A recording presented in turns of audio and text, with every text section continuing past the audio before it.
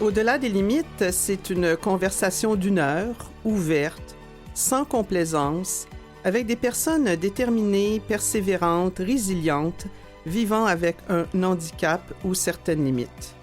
Au-delà des limites, c'est une invitation d'Yvan Deslauriers et de Francine Forget. Aujourd'hui, on reçoit André Vincent. André Vincent, qui est président du conseil d'administration de Vues et Voix. Je pourrais ajouter entre autres, parce que c'est très réducteur de le présenter ainsi, tant sa carrière, son engagement, ses passions sont riches et diversifiés. André est déterminé, une détermination qui a eu le dessus sur une maladie oculaire qu'on lui a diagnostiquée à l'âge de 4 ans, la rétinite pigmentaire. Pour André, la retraite, ça n'existe pas. Ou en fait, ce mot-là n'est pas dans son vocabulaire ou peut-être l'a-t-il redéfini autrement. C'est ce qu'on va découvrir avec lui aujourd'hui. Mais d'abord, faisons un retour dans le temps et on va commencer par le commencement, comme on dit. Bonjour André. Bonjour. Vous allez bien aujourd'hui? Ça va très bien. Oui, c'est une belle journée pour se rencontrer, hein? Oui, tout à fait. S'enfermer dans un studio, en tout cas, en principe, pour le moment, on est à l'épreuve de l'eau. Exactement. Oui. Alors, comme je le mentionnais, évidemment, on va essayer de parcourir en 1 heure votre vie et on va commencer par l'enfance et le parcours scolaire primaire, secondaire, et c'est Yvan qui va entamer le tout. Et moi, mon gros défi, André, ça va être de te vouvoyer pendant 1 heure. Parce qu'on fait partie du même conseil d'administration, alors on se connaît depuis quand même quelques années. Alors, André, vous êtes né le 7 avril 1946, pardon. Oh, j'aurais été content. Ben oui, hein? Je le sais. À Rougemont. Dans une partie de la Montérégie que vous qualifiez de pays des pommes. Est-ce que vous avez encore des souvenirs d'odeur de cet endroit-là? Des souvenirs d'odeur et c'était ma petite enfance, donc l'époque où je voyais quand même un peu. J'ai même des souvenirs visuels, des souvenirs d'odeur et de bien beaux souvenirs. Mais d'après ces souvenirs-là, vous avez vu partiellement jusque vers quel âge environ, de ce que vous vous souvenez?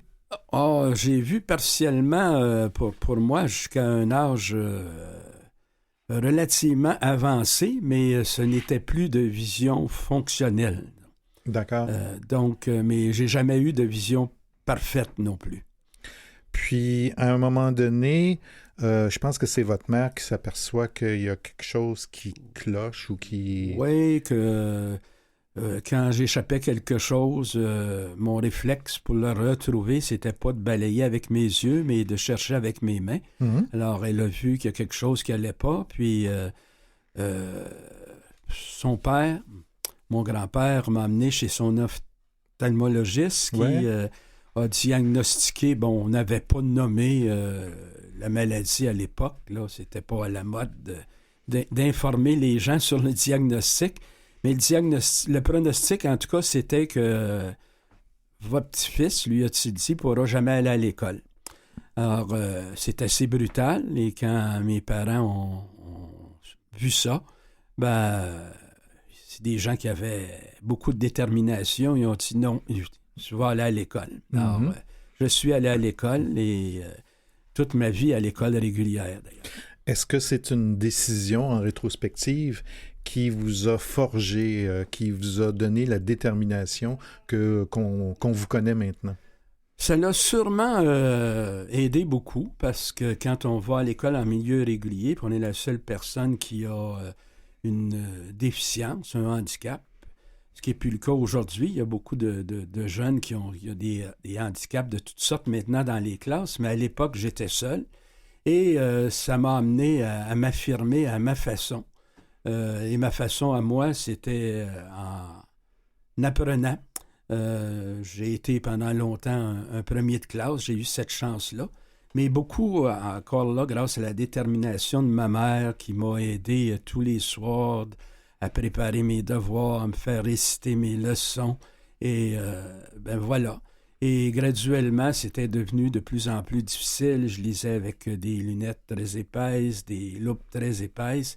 ma vision a diminué et je l'utilisais de façon optimale, ce qui me restait. Mhm. Là, le braille ne faisait pas partie de votre vie à cette époque-là? Malheureusement pas. Je dis malheureusement pas parce que c'est une chose, avec le recul, que j'aurais apprécié connaître avant, parce que j'aurais pu lire beaucoup plus jeune, lire beaucoup plus de choses plus jeune.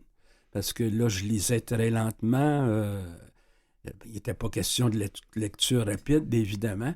Alors, le braille, je ne l'ai appris qu'à l'âge de 23 ans, alors que j'étais à la fin de ma première année de baccalauréat en travail social. Et depuis quelques années, ma vision fonctionnelle n'était plus du tout là. Je passe... J'étudiais ou j'apprenais simplement en me servant de mes oreilles, en écoutant les cours, puis en rédigeant les travaux au dactylo, sans voir ce que j'écrivais, bien sûr, et voilà.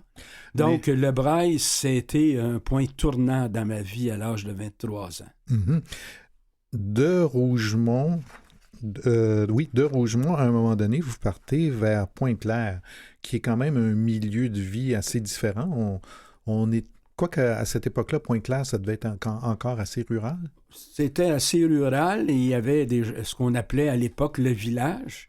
Même si c'est devenu beaucoup plus gros, tout ce qu'il y a autour, pas loin du lac Saint-Louis, ils appellent ça encore le village d'ailleurs pour les vieux de la place. Et je suis déménagé là au milieu de ma première année et j'y ai vécu jusqu'au moment où je suis devenu... pensionnaire pour fréquenter le collège Saint-Jean-Vianney où j'ai fait mes années de belles lettres et rhétorique au cours classique. Juste avant d'aller du côté de votre cours classique, c'était quoi votre relation avec les autres enfants, autant à Rougemont en première année que plus tard à Pointe-Claire? J'ai eu la chance d'avoir des camarades de classe très ouverts et qui...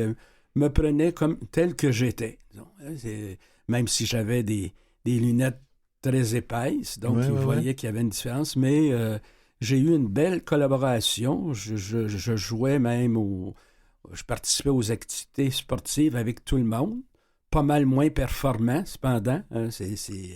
Les sports d'équipe, j'étais plus un figurant que quelqu'un qui était très actif, mais...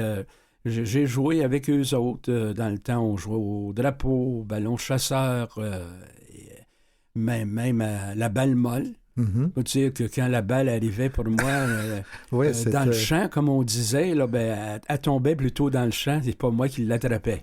Puis les échecs vont arriver plus tard dans votre parcours.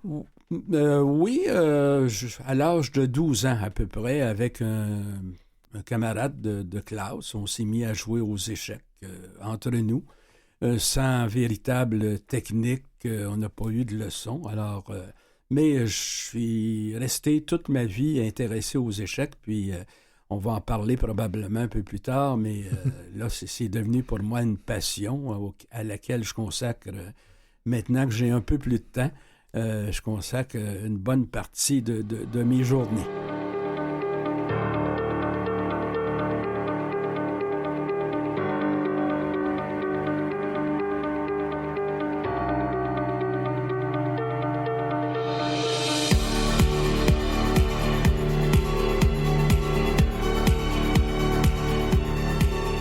On s'en va au collège.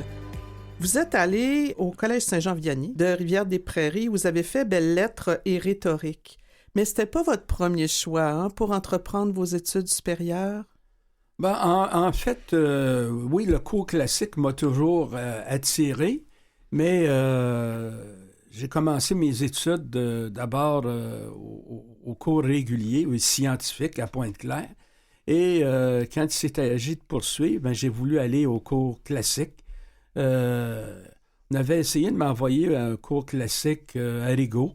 Ça aurait été mon premier choix, mais là, à cause de ma déficience visuelle, je n'ai pas été accepté. Alors, le curé de Pointe-Claire connaissait le collège Saint-Jean-Vianney, qui était... son rôle premier, c'était un séminaire qu'on appelait de vocation tardive. Alors, le curé de Pointe-Claire pensait que je pouvais avoir la vocation. Ça, c'est ceux qui changent d'idée dans leur parcours? Ma mère souhaitait aussi, oui, c'est ceux qui peuvent changer d'idée dans leur parcours.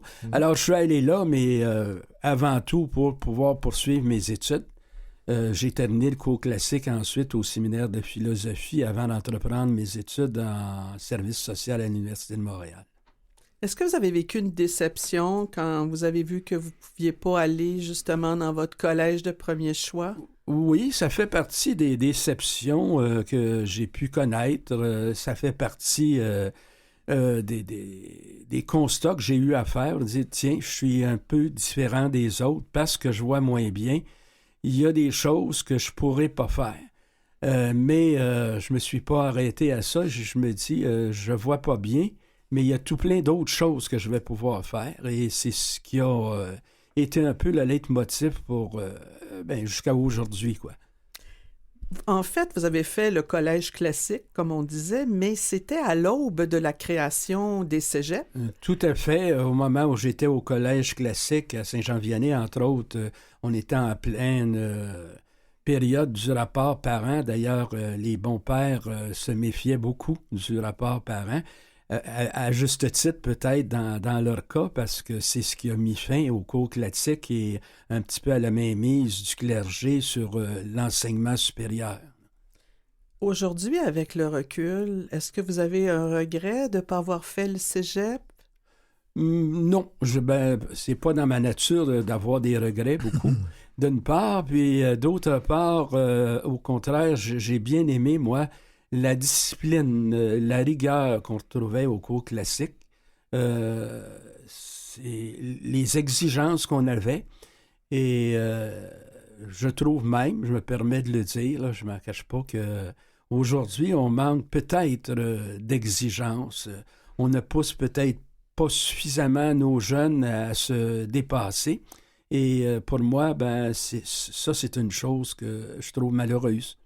Le père de ce rapport parent, M. Rocher, aujourd'hui dit que effectivement, on aurait peut-être à revivre un autre bouleversement en éducation. Est-ce que vous êtes à l'aise avec ça? Avec raison. Je viens d'ailleurs de terminer, c'est la belle biographie que Pierre Duchesne a fait de lui là, en 2 tomes.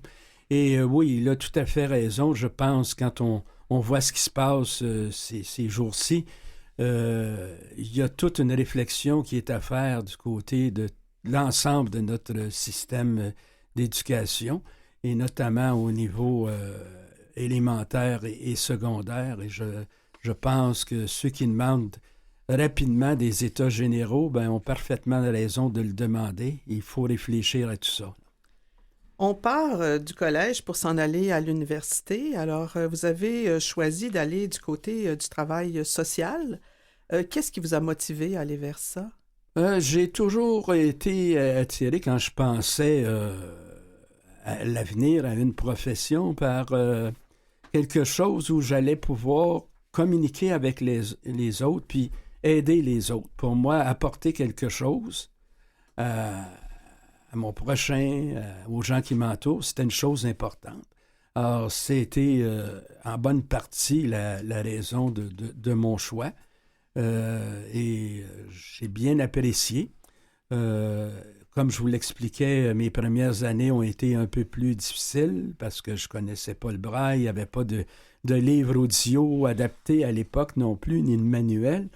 Il n'y avait pas encore ce qui allait être la magnétothèque, l'ancêtre de Vues et Voix, et j'ai eu à bûcher pas mal. J'ai été aidé encore par des collègues et des consoeurs d'université qui m'ont apporté leur collaboration. Voilà, ça m'a amené ensuite à entreprendre ma vie professionnelle dans ce domaine-là, et vie professionnelle qui a duré à peu près pendant 50 ans. Pourquoi avoir tardé aussi longtemps à apprivoiser le braille? C'est un concours de circonstances que j'explique simplement par le fait que mes parents ne connaissaient pas vraiment le braille, par le fait aussi peut-être que pendant longtemps, quand on a une déficience visuelle, mais qu'on est simplement malvoyant, il y a peut-être une part de déni là, de la gravité, de la sévérité du handicap. On essaie le plus possible de vivre sans moyens qui, pour certains, apparaissent un peu comme stigmatisants, ce qui ne l'est pas du tout, à mon point de vue. Mais voilà, c'est simplement un concours de circonstances. Mais aussitôt que j'ai eu la chance de l'apprendre, je suis sauté dessus. J'ai eu, dans ma vie, pour vous donner une idée, 4 heures de leçons de braille. Puis après ces 4 heures-là, je lisais déjà mon premier roman en braille. On peut dire que vous avez fait ça vite. Oui. Oui, très, très vite même. La lecture, c'est important pour vous. Hein? Si on va du côté de votre carrière, bon, il y a beaucoup de choses que vous avez fait. Malheureusement, on n'a pas le temps de faire un éventail complet de tous les emplois que vous avez occupés. Mais il y a comme une constance qui revient, c'est, je dirais, la lecture et les technologies.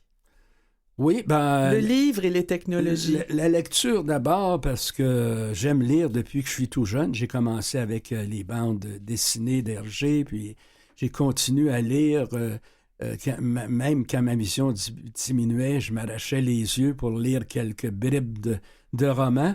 Et ça m'a suivi tout le temps. Bien sûr, ensuite, avec le braille.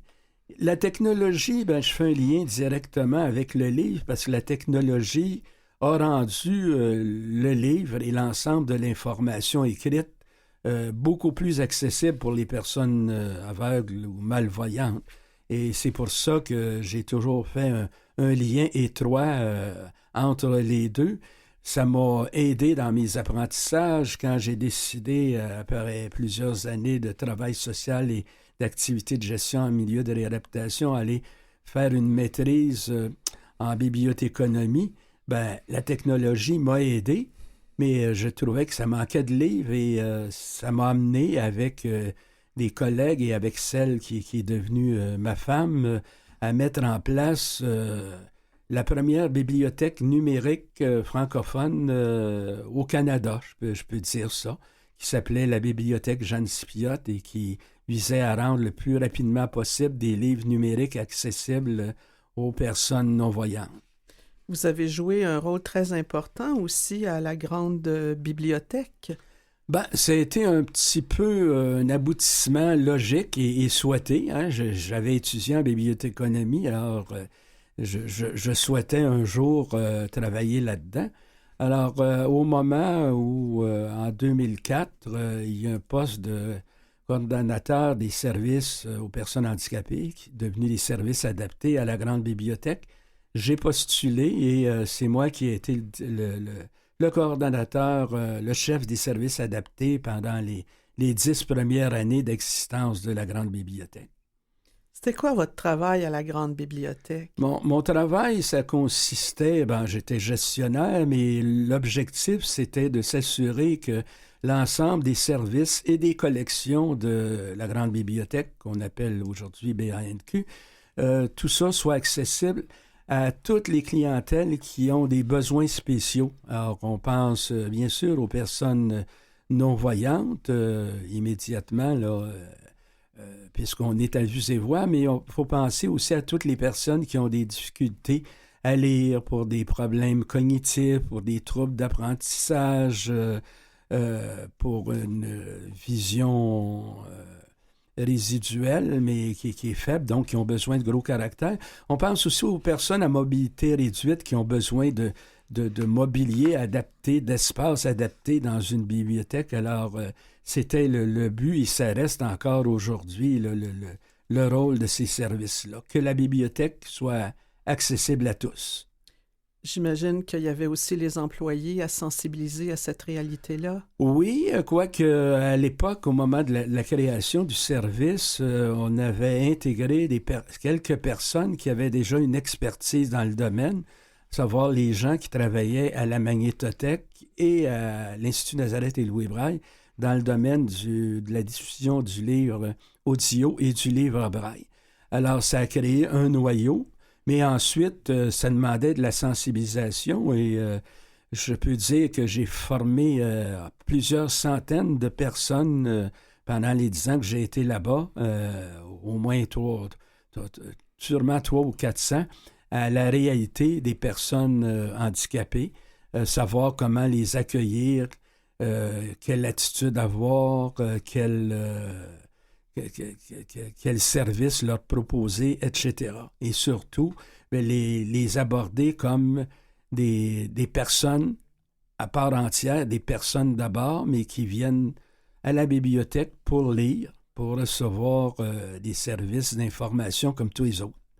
Vous avez quitté quand ce poste-là? En 2015, j'avais étiré un petit peu les choses et quant à moi, j'y serais peut-être encore, mais il arrive un âge où on doit quitter. J'approchais 70 ans quand j'ai quitté la grande bibliothèque. Alors, mais c'était pas pour, vous l'avez dit au début, Francine, pour une retraite. C'était simplement pour... les circonstances faisaient qu'il fallait quitter, mais pour faire autre chose dans mon cas. Et j'ai continué à faire tout plein de choses, à m'impliquer au niveau de divers conseils d'administration, ici à Vues-et-Voix, dans le domaine des jeux d'échecs aussi. Je suis impliqué dans le milieu communautaire au niveau du regroupement des aveugles et amblyopes du Montréal métropolitain, des comités d'accès à l'information. Je fais même partie d'une équipe qui donne des formations à l'accessibilité du web, parce qu'on sait que pour que les sites web soient accessibles, il faut que ça rencontre divers critères, et c'est pas toujours évident, loin s'en faut, pour les concepteurs de sites web.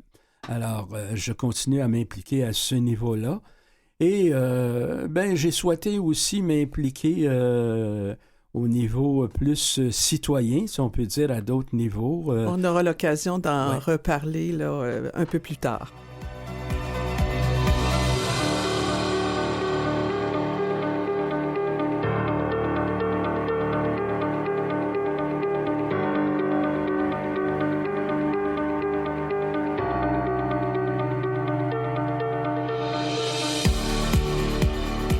Alors oui, c'est sûr qu'on va parler de votre engagement, de votre militantisme et aussi de votre passage en politique. Mais avant, on va aller voir un petit peu du côté de votre vie de famille. C'est important pour vous, la famille, hein? C'est important. La famille a toujours été importante. J'ai eu une belle famille.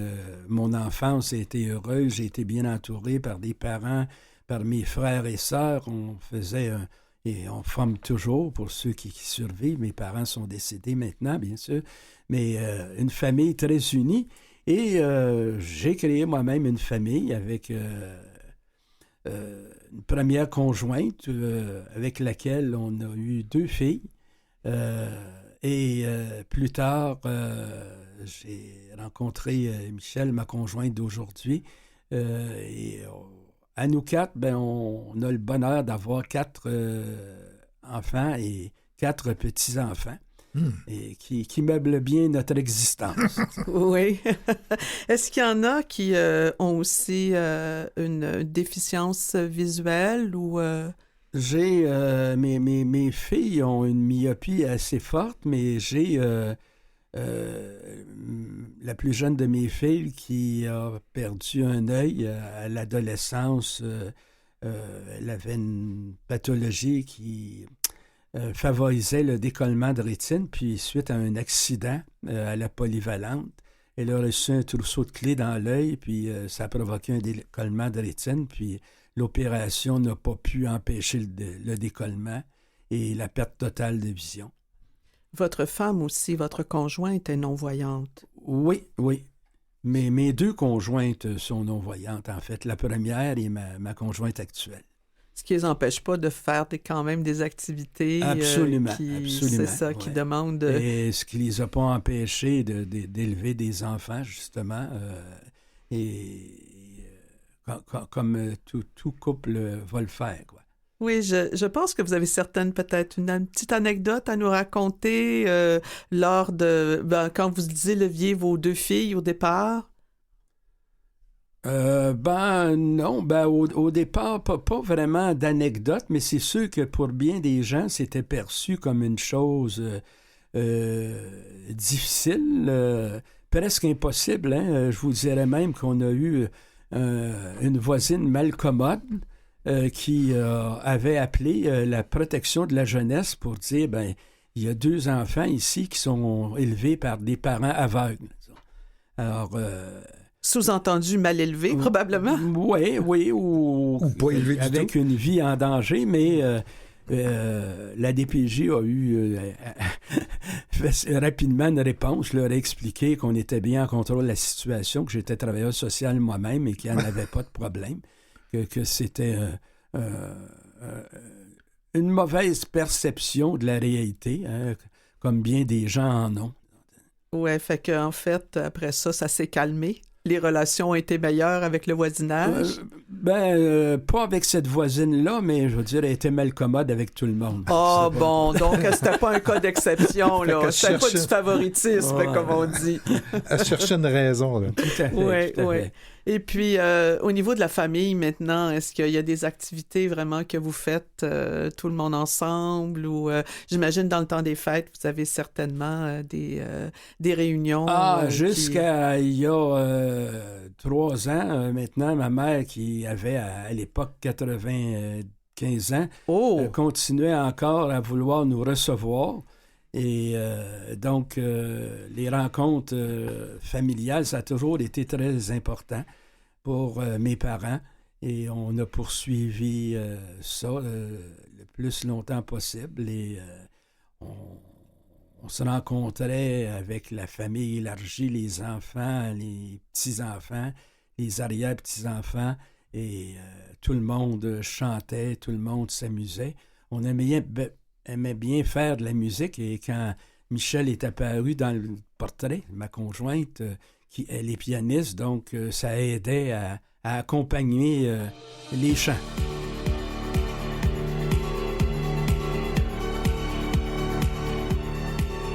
Alors, je comprends que c'est ça, cette vie de famille, vous tenez beaucoup à l'entretenir avec Michel. La musique, c'est très présent aussi dans votre vie. Et Michel va se joindre à nous un peu plus tard, justement, pour qu'on parle de ces passions que vous partagez, elle et vous. Alors, après une petite pause, on va revenir et là, on va parler de votre perception de l'avancement de la cause, surtout du livre, auprès de la population malvoyante et non-voyante. Bien sûr.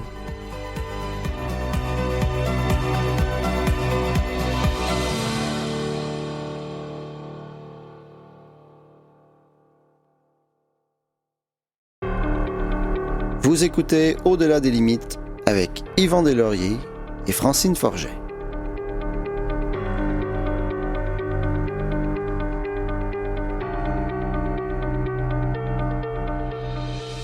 On reprend avec André Vincent.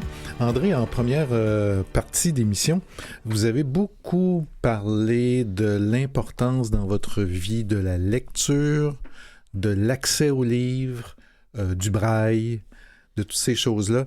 Et vous avez, dans vos choix de carrière et dans vos choix d'engagement, mis de permettre cet accès-là comme étant un des engagements importants pour vous. Après votre parcours, comment voyez-vous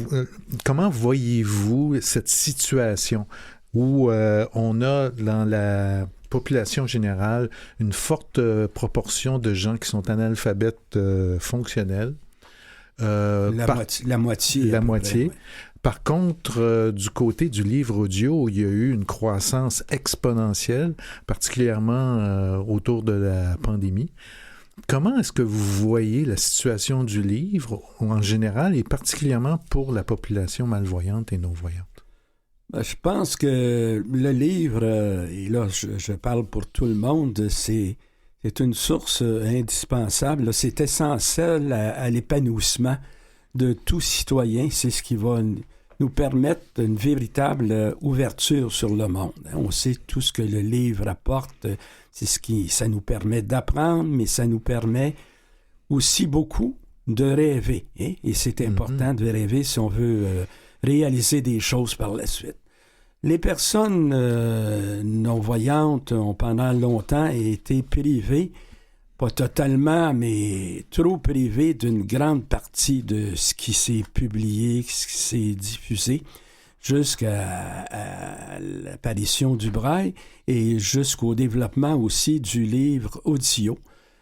Et maintenant, avec les nouvelles technologies, on peut le produire beaucoup plus rapidement, le rendre accessible beaucoup plus rapidement, ce livre-là.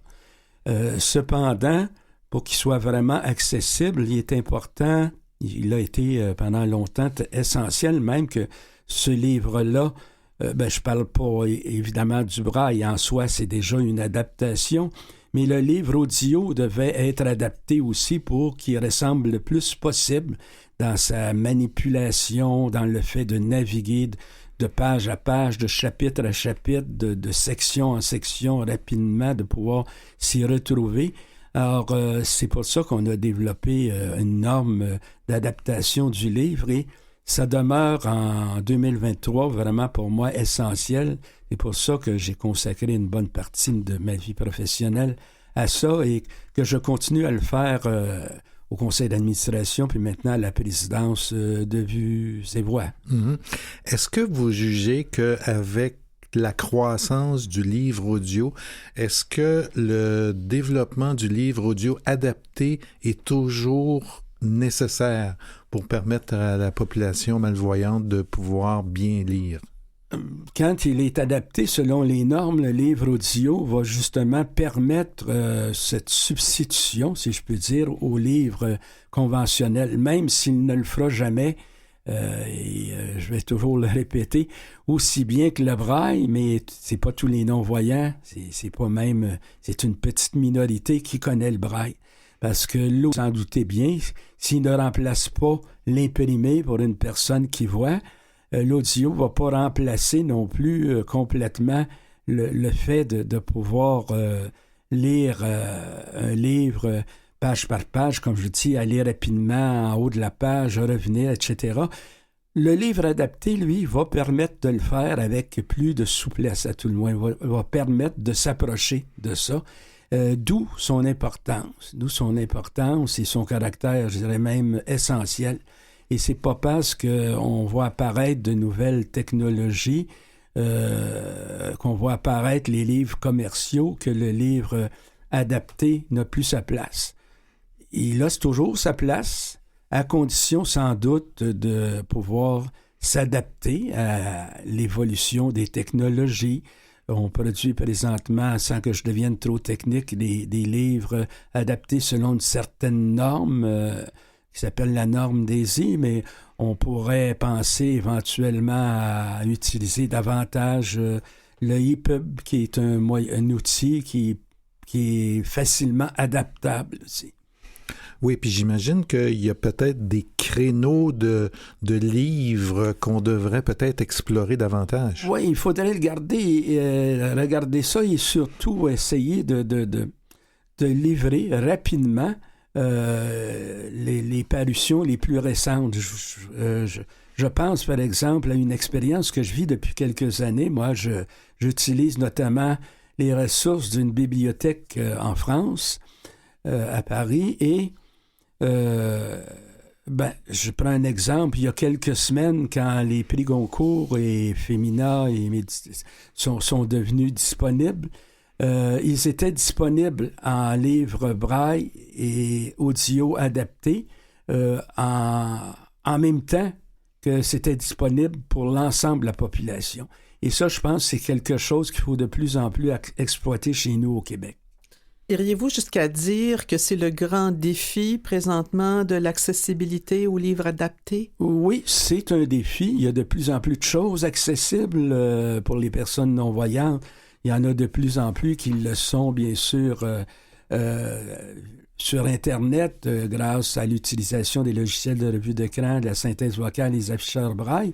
Mais l'accessibilité aux livres que la personne va lire dans toute occasion chez elle, quelles que soient ses autres activités, le jour, le soir, en déplacement dans le métro, dans l'autobus, le fait que ces livres-là soient accessibles, ça demeure une priorité.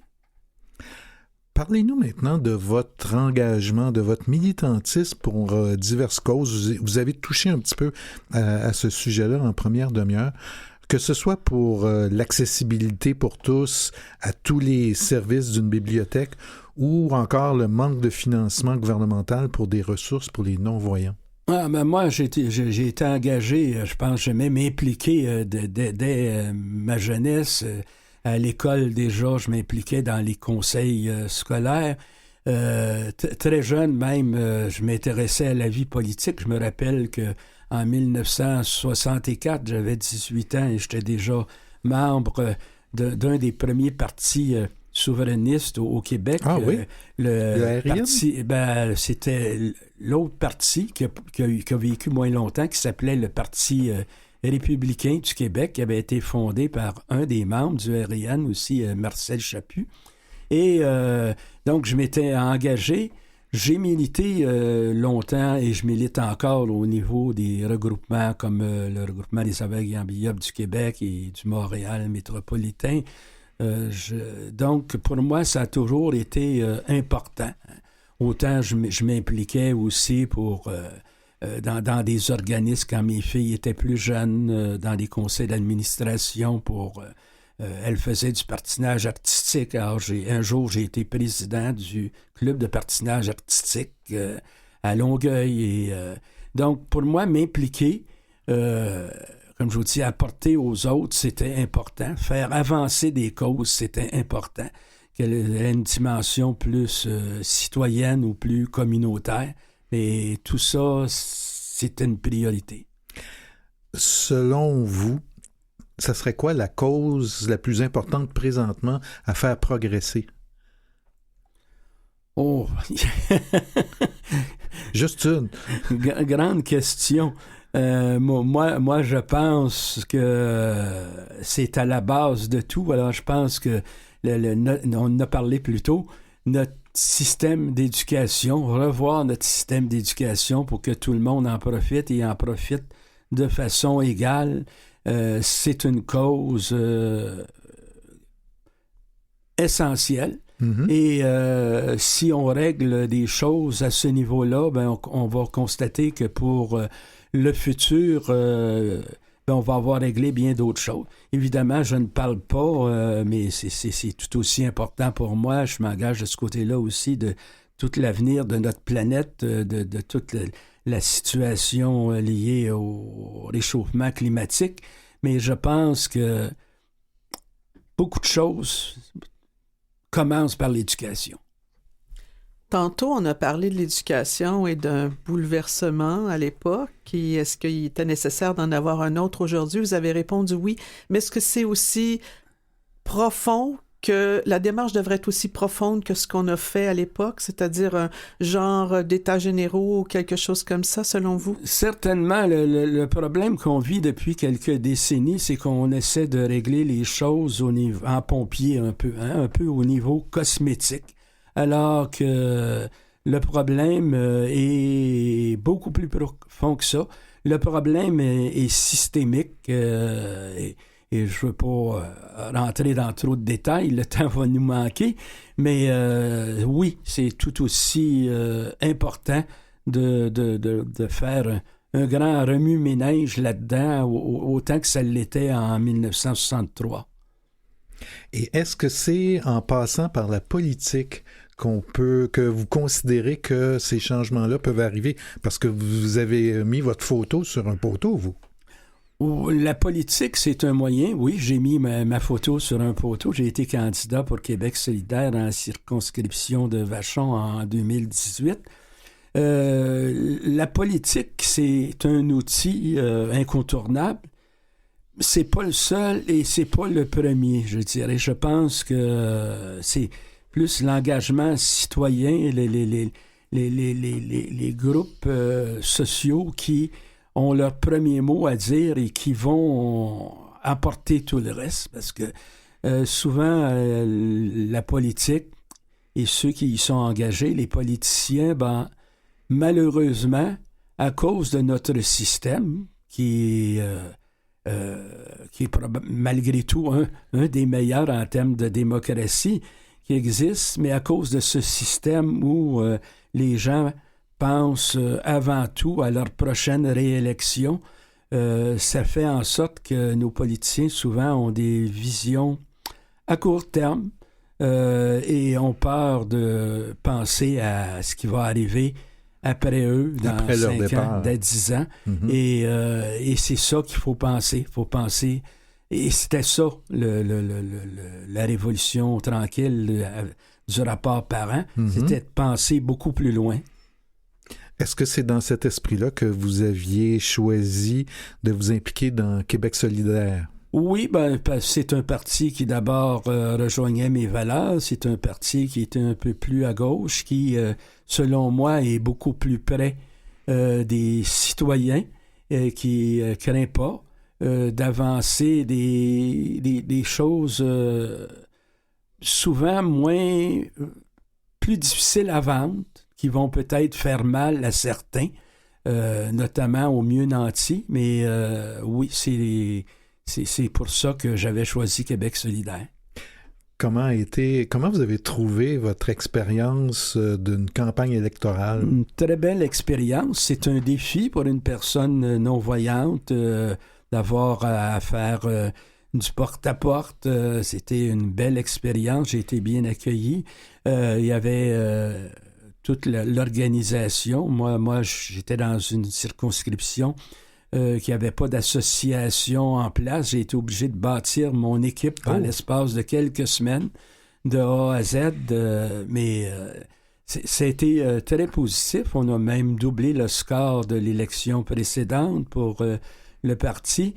Autre défi intéressant, c'était la préparation des débats et même la tenue des débats. Hein, le simple fait d'avoir à se limiter pour répondre à un minutage à 2 minutes quand tu vois pas le petit bidule là, que les autres voient qui leur annonce leur décompte, on est obligé d'essayer d'être créatif. Oui, mais vos capacités intellectuelles sont extrêmement importantes dans une situation comme ça. Comment vous avez trouvé ça, le débat? J'ai bien aimé ça. J'en ai fait même une couple, un entre les candidats, puis j'ai fait un débat, le sujet n'étonnera pas, mais un débat sur la culture avec d'autres personnes qui n'étaient pas nécessairement les candidats de la circonscription, mais j'ai bien aimé l'expérience. Il faut être alerte, il faut être prêt à répondre aux questions de l'animateur. Il faut être prêt aussi à débattre, à réagir rapidement à ce que l'autre vient de dire. Alors, ça demande effectivement d'être très attentif, surtout quand nos seules notes pour se référer, c'est les petites notes qu'on a prises en braille et tout ça, puis se déplacer d'une page à l'autre. C'est pas comme mes adversaires ou les autres candidats donc qui avaient une vue d'ensemble sur leurs notes. Moi, j'étais obligé de me déplacer rapidement sur mes feuilles braille. Alors, beau défi. En 2 mots, si une de vos filles vous approchait pour dire « ça me tenterait d'être candidate », je serais très heureux. Et si mes petits-enfants veulent s'engager en politique, je serais le premier à les applaudir et à les encourager. Je sens pas nécessairement de volonté de ce côté-là pour le moment, mais tant mieux si ça se produit. Bravo.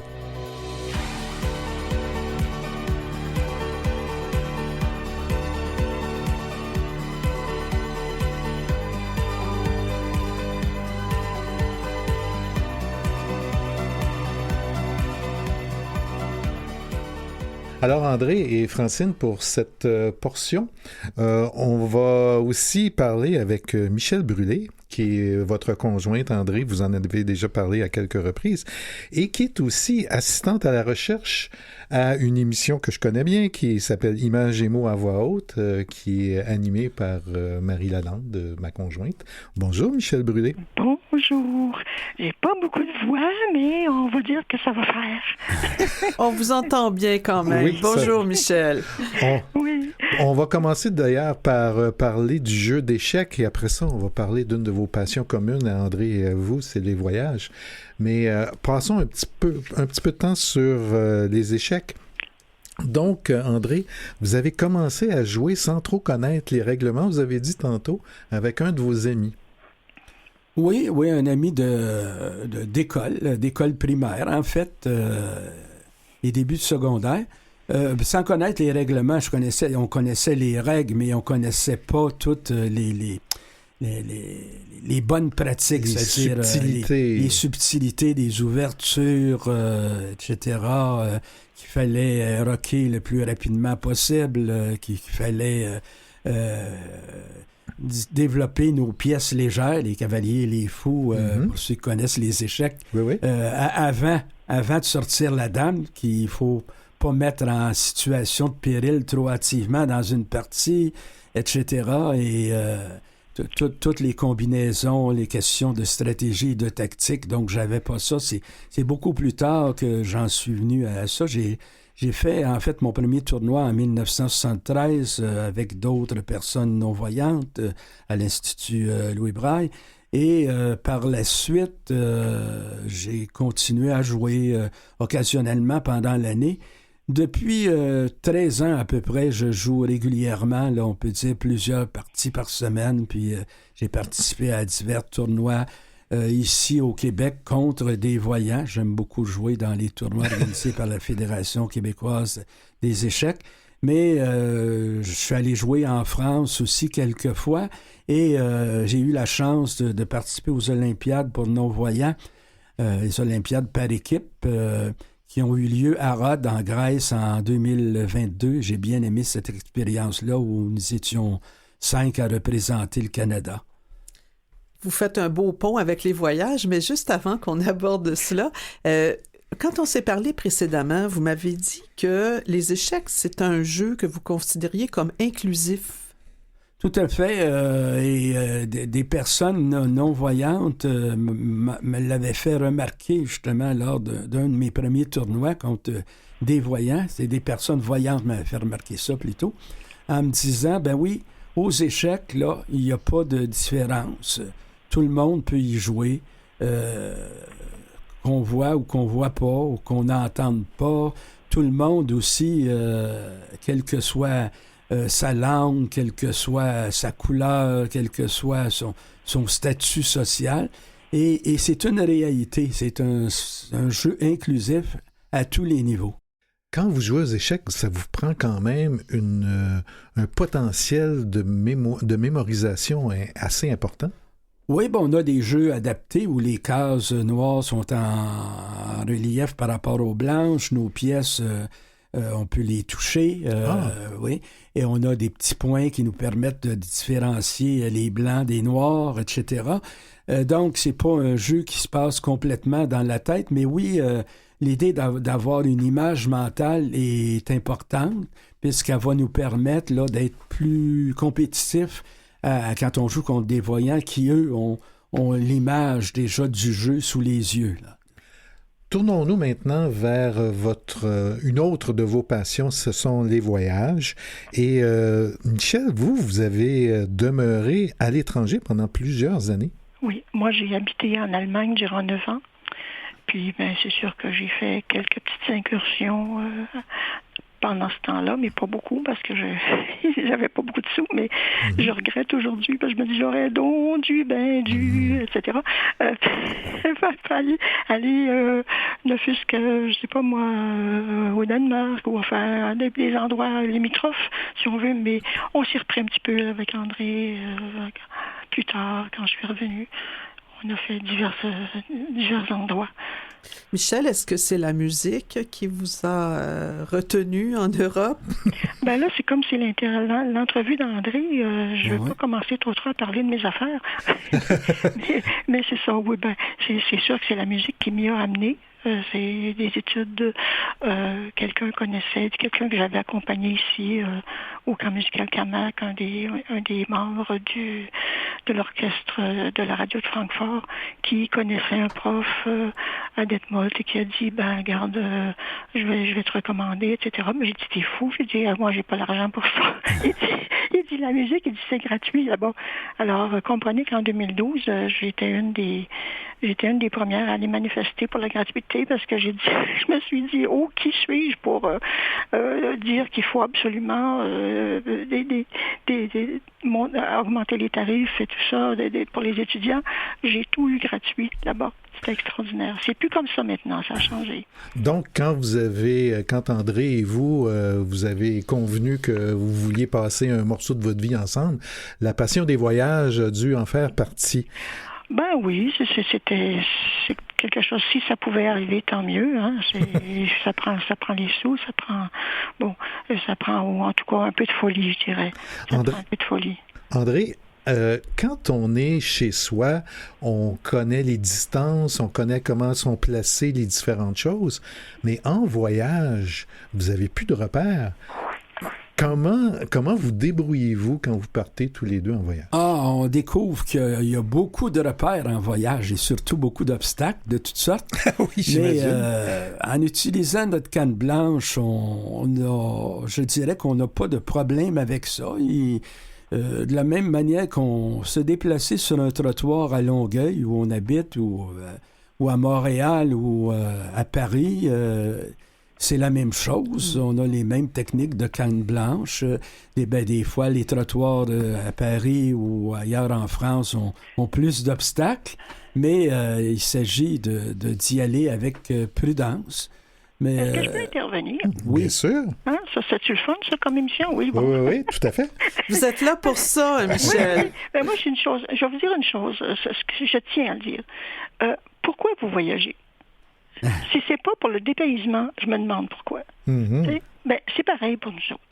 Pour le dépaysement, c'est la première raison, le dépaysement. Après ça, tu peux ajouter des tournois d'échecs, tu peux ajouter avoir des amis. De la musique. Ça. Des concerts. Mais la musique, il y en a ici aussi. C'est le dépaysement. C'est ça qui est le fun. Tu pars, tu t'en vas quelque part, puis tu reviens par une route différente. C'est bien plus le fun que de revenir par la même maudite de route. Nous autres, en tout cas nous deux, là, puis moi en particulier, on est comme ça. Quand tu grimpes jusqu'au château d'If à partir du bateau, là, tu sors, là, puis tu grimpes les marches, il y en a plus, je ne sais pas combien il y en a, cet escalier-là, il est monumental, les marches en pierre, tout ça. T'es content d'être arrivé en haut, t'es tout seul, il n'y a personne qui t'a achalé, t'es rendu en haut, puis là, le gars arrive, il dit « 2! » Il dit « 2! » Il était tout content de voir du monde qu'il ne voyait pas parce que j'ai du braille. Mais il y a plein de trucs. Moi, je ne m'arrêterai pas là, de parler de voyage. Et oui, j'entends ça, puis je retiens ça surtout. Oui. Est-ce que votre prochaine destination, monsieur, madame, est déjà déterminée? Oui. D'abord, on va profiter du tournoi d'échecs qui a lieu à Poitiers au mois de mai. Et on va aller on va aller prendre un vol sur Bordeaux et revenir après le tournoi. On va passer une semaine dans la région bordelaise. Mm-hmm. Je suis en train de planifier toutes sortes de trucs, là. Et André, c'est Michel ou c'est vous qui faites la planification? Ah, c'est Michel. C'est Michel qui passe des heures et des heures là-dedans. On irait moins loin si c'était moi, probablement. Puis il y aurait beaucoup plus d'imprévus, quoi. Oui, mais vous n'auriez pas le choix avec vos échecs aussi de partir au loin, non? Ah, là, si je décide, c'est un choix quand même, mais effectivement, là, ça nous a amené à divers endroits, là, les tournois d'échecs. Oui. Mais il y a deux choses quand on voyage, que je dirais, qui sont très, très importantes pour tout le monde, mais pour nous aussi. C'est, d'une part, la planification. Avant le départ, longtemps avant le départ. Moi, je réserve bien sûr les hôtels, les billets de train, s'il y a des visites guidées, s'il y a des petites croisières, mini-croisières qu'on veut faire, je réserve tout ça d'avance. Mais, aussi important, la souplesse. Mm-hmm. Faut pas se programmer mur à mur. Il n'y a rien de plus moche que ça. Il faut se donner du temps libre, du temps pour accueillir l'imprévu, du temps pour la spontanéité. Ça, c'est le fun. Je note et je vous remercie pour ces précieux conseils. Malheureusement, Michel, la souplesse en radio, c'est pas toujours évident. Alors, nous sommes rendus déjà à la conclusion. C'est quasi incroyable, Yvan, mais on aurait continué. André, écoutez, on est devant votre militantisme, votre engagement, on est inspiré. C'est le seul mot que je peux trouver. Vous avez contribué à faire avancer des causes tellement importantes pour les personnes qui avaient un handicap visuel, qui ont un handicap visuel, dont l'accessibilité à la lecture, mais aussi, je vous dirais, pour l'ensemble de la société.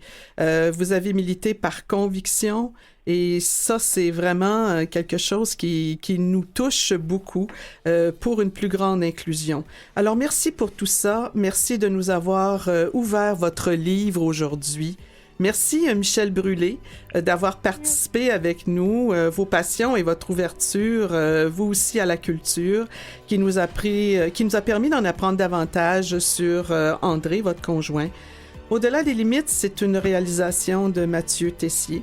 À la recherche et à l'animation, Yvan Deslauriers et Francine Forget. Au-delà des limites est une production de Canal M, la radio de l'inclusion.